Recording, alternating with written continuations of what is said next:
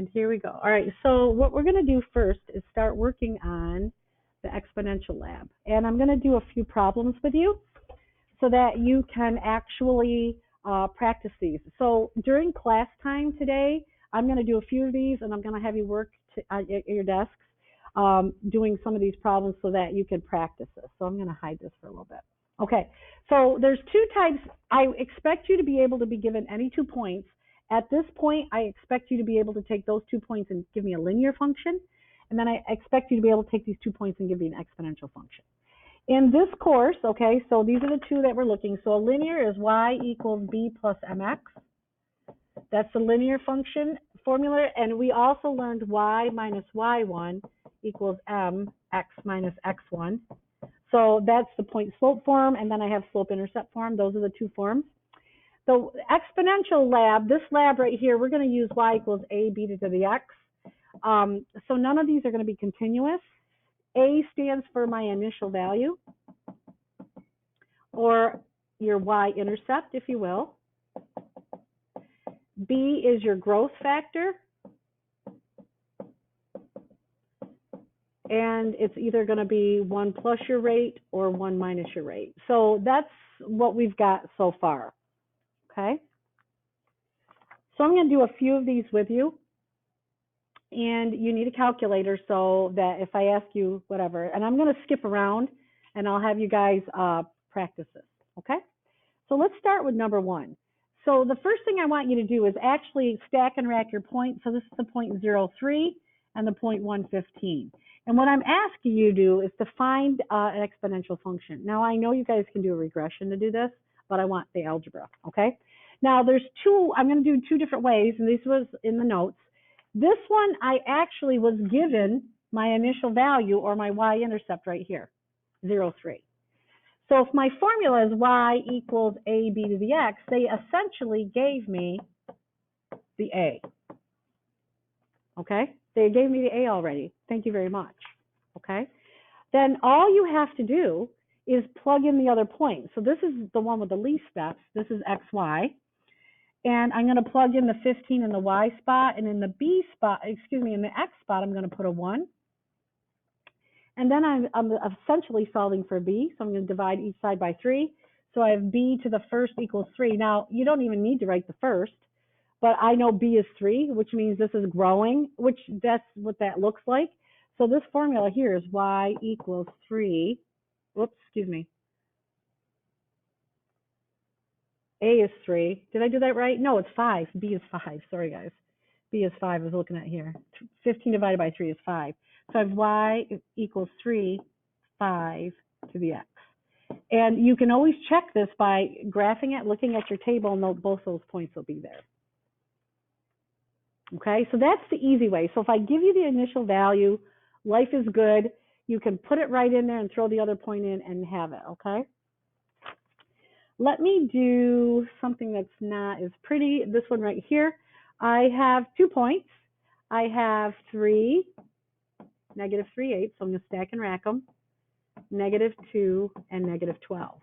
Now, if you look at these 2 points, you'll notice that I do not have the initial value. I don't have 0 anything. I don't have the y-intercept.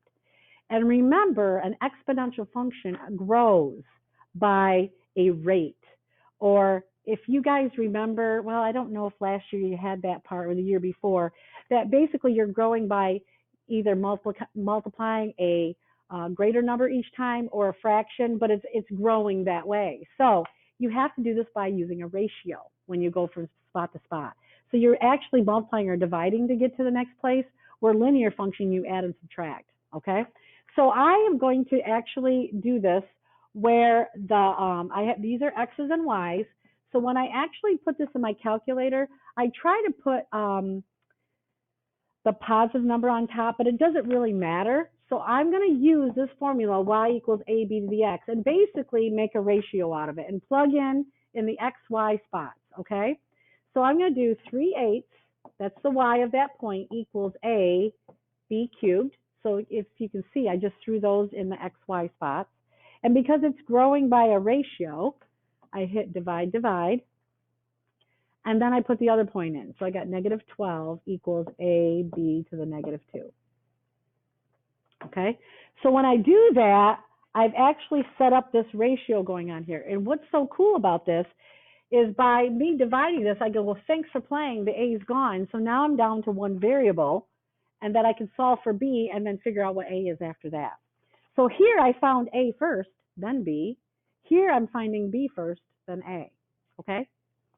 So when I go to divide and I have exponents, you actually subtract them. So 3 minus a negative 2 is B to the 5th equals, now on your calculator, put in negative 3/8 divided by negative 12 and tell me what you get, please.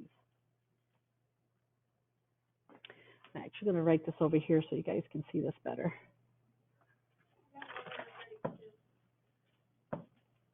1/32? Try that. I want to make sure. Is that right? 1/32? Everybody got 1/32? So I put this in my calculator, and if it's a decimal, don't round it. I'd rather have it be a fraction, okay? Now, this is cool. B to the 5th is 1/32. That's nice to know. But I want B to the 1st, right? So how do I make this B to the 1st? Yes. Okay, you're basically raising it to the reciprocal, but I know what you're saying. Yes. So you're going to raise both sides to the 1/5 because you want this B to the 1st, and you're going to do it here. So whatever this is, over here it was 1. So I didn't really have to worry about it, but here was B to the 5th. So if I raise both sides to the 1/5, now I get my B to be what? 1/2? Okay. So now I know my formula. I'm just going to go down here. Is y equals a 1/2 to the x. Now, how do you think I'm going to find the a? Yeah, I'm going to tell you guys, if you say plug it in, 90% of the time in college, if your professor asks you, hey, what should you do next? If you say plug it in, you're going to be right. Just make sure you understand. Now, I want you to be smart, lazy. Which point would you plug in? Yeah, the -2, I would definitely do that, -2, -12. So in the y spot, put -12 equals a 1/2 to the -2. Okay, and then since these are hooked by multiplication, all you do is take this, the -12, and divide it by that, and then tell me what you get for a. So it's going to be -12 divided by 1/2 to the -2. Everybody else get -3? I just want to make sure.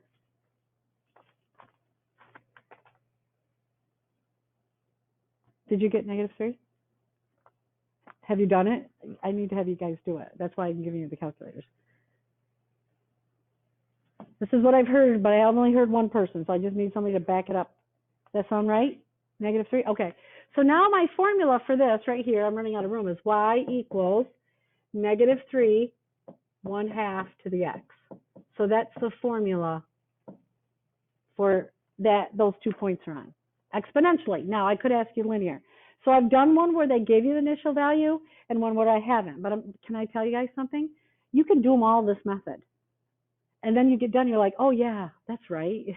3 is one of the things. So you can do them all by divide. You can do it all by a ratio. But you can do it this way, all right? So I'm going to have you do a few of these. But I want to look at 5 and 6, okay? So 5 and 6 kind of are a summation, of what we've done so far. So basically, I've given you the same 2 points. I want you to find a linear formula for that and an exponential. Because really, with 2 points, you could, like with regressions, you can check to say, if I had one more data point, I could see which one's better. But I don't. So let's stack and rack. I have -3 5/8.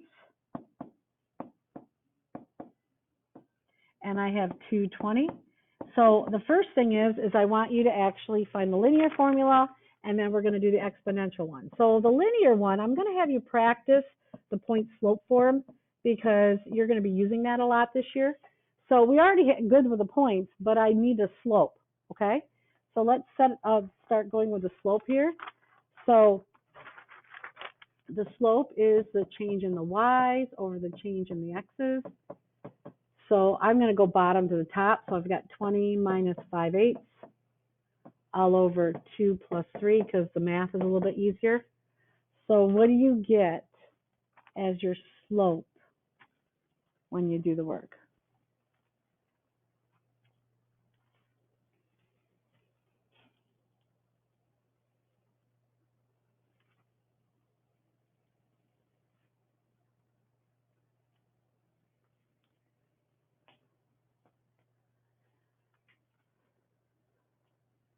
And then what we're going to do after we find that, we're going to put it in this formula. Y minus y1 equals m x minus x1.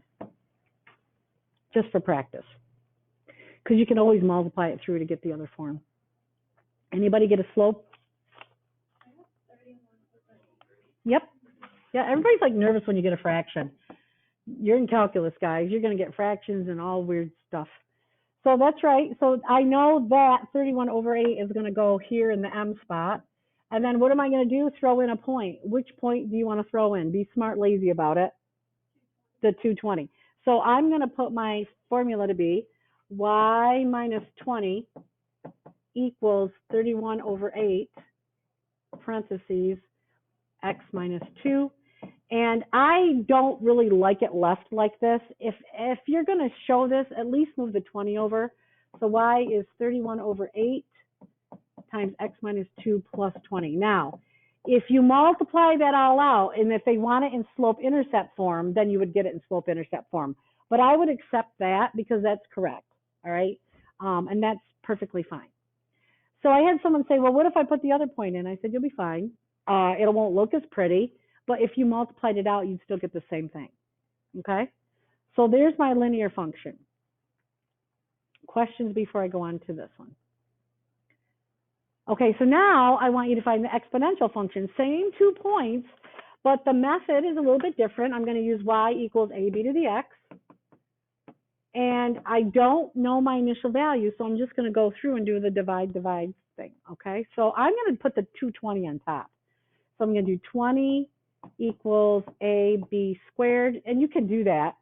Doesn't matter which way you go as long as you do the same point and not mix them up. 5/8 equals ab to the negative 3. And there's kind of a reason when I do this, because when I go to subtract my exponents, they're at least positive. It doesn't really matter. It's just that I've been doing math a really long time, and everybody makes mistakes with negatives. I don't care who you are.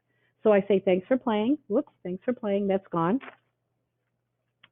So when you do 20 divided by 5/8, what do you get? 32? So 32 equals b to the what, guys? Fifth. Yep. Yes, yep. You got it, hon. So now I don't care about b to the fifth. I want b to the first. So what am I going to raise both sides to? A 1/5. Beautiful. Now, if it was negative, I would raise it. So I had kids who do it this way. If they were both flipped, it would be b to the negative 5 would be this flipped. And then you just raise it to the negative 1/5. You'll end up the same. So I'm going to raise it to the 1/5. So my b comes out to be 2. So this one's cool. So now I have y equals a times 2 to the x. So how do I do the a? What I told you in college. What do you tell? Plug it in. Which one are you going to plug in, guys? The 220. I certainly would do that as well. So I'm going to throw in the 20 here. I don't know what a is. 2 squared. So 20 divided by 4, is it? So a is 5. So now I know my formula exponentially would be 5 times 2 to the x. So here's 2 representations of the same points where you have it linear and you have it exponential. Now, when you do your quiz in class, I'm just going to do 1.1 because we just are doing this, but we're going, I spent enough time on linear. We've done it for 2 weeks. I know you guys have done linear. I just tried to make it practice, okay? So all you have to do on this, so I'm going to give you class time. I'm going to stop this video in a minute, where you guys need to go through and see if you can do these, all right? The solutions are here in Canvas, so you can check, am I doing this right? I didn't really do all the work, but I gave you the answers. So I'm going to give you class time to make sure you can practice this, and then we're going to come back and I'll go through anything you want. I'm going to be checking your work in class. So this lab goes all the way up to here, and basically tell me if this exponential. So if you look at 15, it says, tell me if this could be exponential or linear. And if you look at this, if I did carets, it's not going up the same, which is fine. That just means I picked different points. But then you have to check from here to here. And if I want to find if it's linear, I see that, oh, weird. It looks like it's really high and gotten really low. So that's my first indication this is probably exponential. But it's not even constant this way. But if you took this, the 1024, and divide it by 4096, if you took the 64 and divided by the 1024, and then you're going to come up, you could come up with what is this going to look like. But the only problem with using this is a 1 here, so I would use this one. This is a 2, so probably I wouldn't use this. So I would use 16 over 64. If these are the same, then you know that this is constant. But you could just stack and rack a couple of them and tell me what the formula is. So it is exponential, so you can do the formula. So today is just kind of practicing that. Okay, so that's what we're going to work on today is exponential stuff. So let me stop this video real quick, and you guys can keep working, okay?